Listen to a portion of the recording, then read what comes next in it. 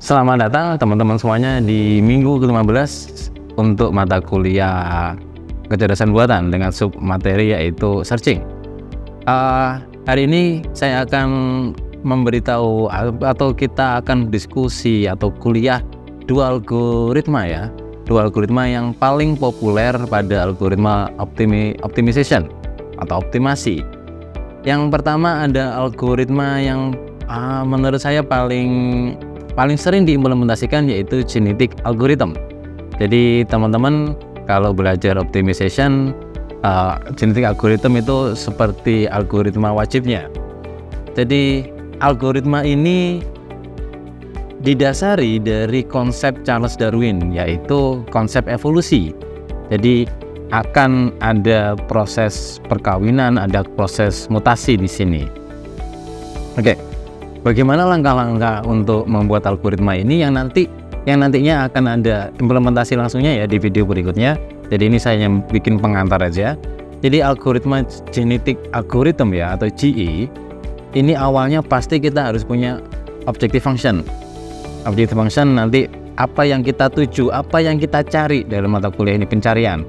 Apa yang harus kita cari dan pencariannya berhenti kapan. Nah itu dirangkum dalam namanya objective function. Jadi step pertama kita harus mengenerate yang namanya metaheuristik itu pada umumnya itu digenerate dengan angka random. Jadi akan ada banyak individu. Jadi teman-teman bisa bayangkan ya kalau itu banyak individu atau jerapah lah. Kalau di Charles Darwin kan biasanya bicaranya hewan-hewan. Jadi akan ada banyak sekali jerapah di sini. Setiap jerapah itu akan melakukan pencarian terhadap makanan. Nah, oke. Satu jerapah akan melakukan pencarian atau kalau proses teknisnya namanya evaluate fitness. Jadi mencari nilai fitnessnya dari objective function yang sudah ditentukan. Kemudian dari nilai fitness setiap jerapah, kemudian akan dicari mana jerapah yang menemukan area yang paling banyak makanannya. Nah, jerapah itu yang disebut sebagai global best atau artinya individu yang terbaik dari semua individu. Nah, dari setiap individu yang terbaik ini adalah namanya elitism atau elit ya, kata tadi elit. Jadi yang bagus-bagus itu dipertahankan. Nah, bagaimana yang jelek? Yang jelek ini nanti akan dimusnahkan. Jadi sebelum dimusnahkan, kemudian dilakukan sebuah perkawinan atau reproduksi. Jadi kita akan mencari beberapa jerapah untuk dilakukan perkawinan.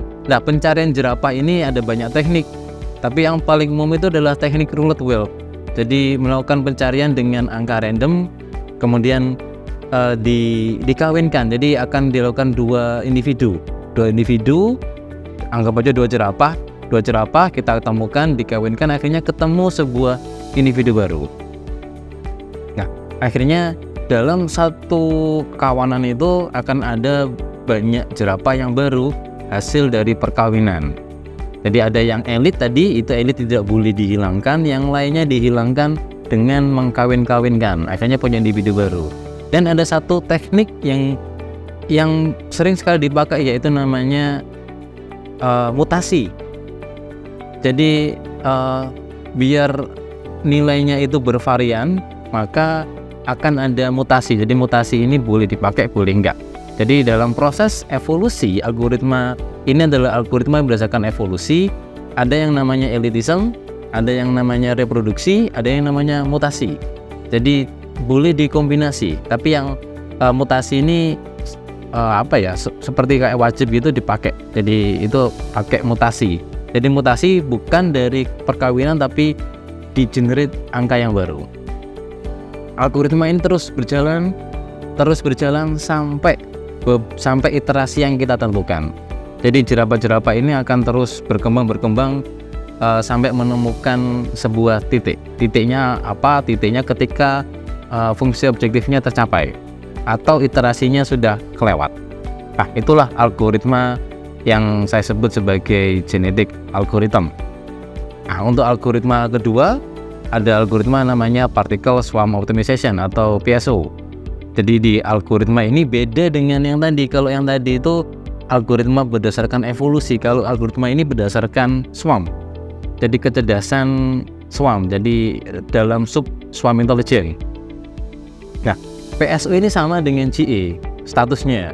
Jadi sama populernya, malah lebih populer, lebih banyak diimplementasikan PSO daripada GE. Kenapa? Karena ini algoritma yang paling simple. Kalau GE masih ribet, ada 3 proses tadi, elitism, kawin silang atau perkawinan sama mutasi. Tapi kalau yang burung, algoritma swarm ini, PSO ini paling simple. Prosesnya sama. Jadi kalau ini tadi jerapah, ilustrasinya kalau ini ilustrasinya adalah burung. Jadi kita akan mengenerate banyak burung. Setiap burung akan melakukan pencarian makanan mana yang paling banyak areanya. Kemudian akan ada informasi mana burung yang paling menemukan tempat terbanyak makanannya. Ini yang disebut sebagai global base, sama dengan yang tadi ya. Jadi dari global base ini kemudian burung-burung yang lain itu akan diberikan informasi. Itu burung yang di sana itu menemukan area yang terbaik. Artinya terbaik di sini adalah makanannya paling banyak. Maka burung-burung yang lain itu akan melakukan pendekatan ke burung ini. Jadi akan ada perpindahan posisi, bukan jarak. Jadi ada kan posisi dari burung yang lain ke burung yang terbaik. Setiap iterasi berjalan, ada kemungkinan burung yang bagus itu berganti.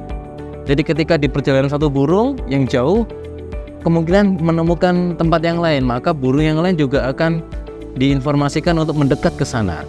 Nah, proses ini yang disebut sebagai swarm intelligence dalam pencarian makanan.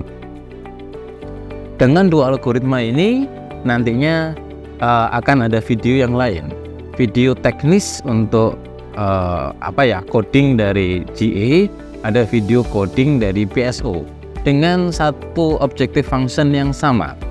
Jadi diharapkan dengan 2 algoritma yang populer ini teman-teman nanti bisa mengembangkan. Ada algoritma semut, gajah, terus ada sperma, ada apa lagi ya, akan banyak sekali algoritma-algoritma yang lain yang kita bisa pelajari. Sekian, selamat menikmati video program yang mungkin lumayan panjang ya, seperti biasa. Tapi kalau ini akan ada duplikasi dan ada modifikasi studi kasus.